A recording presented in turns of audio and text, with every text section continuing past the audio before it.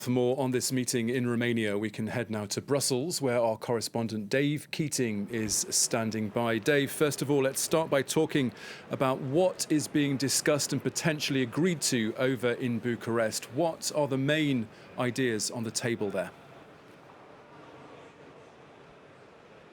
Well, as you heard from that soundbite before from NATO Secretary Jens Stoltenberg, this is very much about reaffirming the West's support for Ukraine ahead of the winter. And a little bit earlier, Secretary General Stoltenberg told journalists while entering that presidential palace in Bucharest that Putin is using winter as a weapon against Ukrainians, that the Russians are hitting infrastructure. They're trying to essentially freeze Ukrainians out to dampen their resolve. And so the big focus of this meeting is going to be giving Ukraine this comprehensive assistance, not in terms of lethal weapons, but in terms of things to get them through the winter. So medical supplies, heating equipment, infrastructure repairs, the things that Ukraine is really going to need in the coming months, which are going to be very difficult.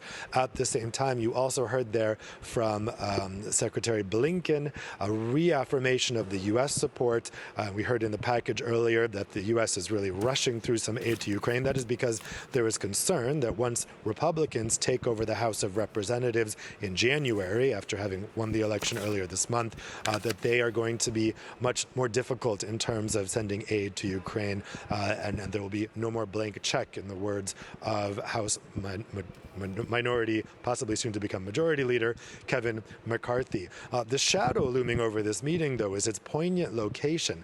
This is the exact spot where in 2008, the outgoing president at the time, George W. Bush, strong-armed European partners into promising Ukraine NATO membership. They issued a statement saying that NATO will see Ukraine and Georgia become members someday. Now, some people believe that this is essentially NATO returning to the scene of the crime, because this was what kicked off the whole crisis. In Moscow's view, certainly, this was a declaration of war by the West against Moscow, and we saw Russia invade Georgia just 4 months after that declaration, and then invade Ukraine and annex Crimea a couple years later in 2014. Now, other people say, no, this was NATO getting ahead of Russia's aggression, that Russia would have invaded anyway. So there's a big debate about whether what happened there at the presidential palace in Bucharest in 2008 needlessly antagonized Russia. It was a move that Germany and France were against at the time, and they were strong-armed by President Bush.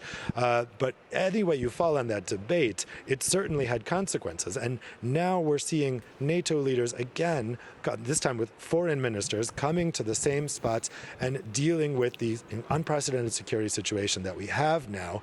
So certainly in Moscow's view, this is NATO coming back to what triggered all of this in the first place. And meanwhile, Dave, the government in Kyiv is still determined to get the West to increase its production and supply of weapons.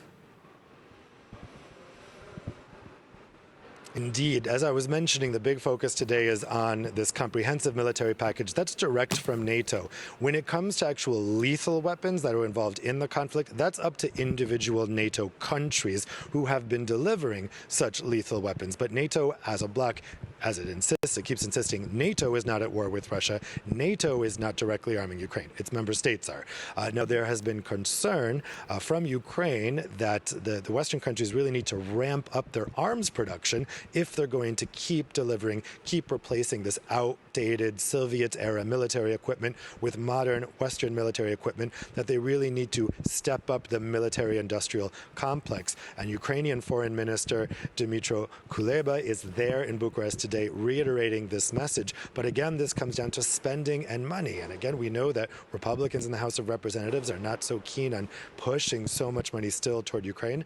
And in the West, of course, in the West in general, in Europe, we are entering recession. We are entering some very difficult economic times. And so that message for Ukraine to keep stressing that we need you to keep ramping up arms is very important for Kyiv. But on the other hand, there are some in the West that worry this leads to a new arms race with Russia. Dave Keating in Brussels, thank you very much.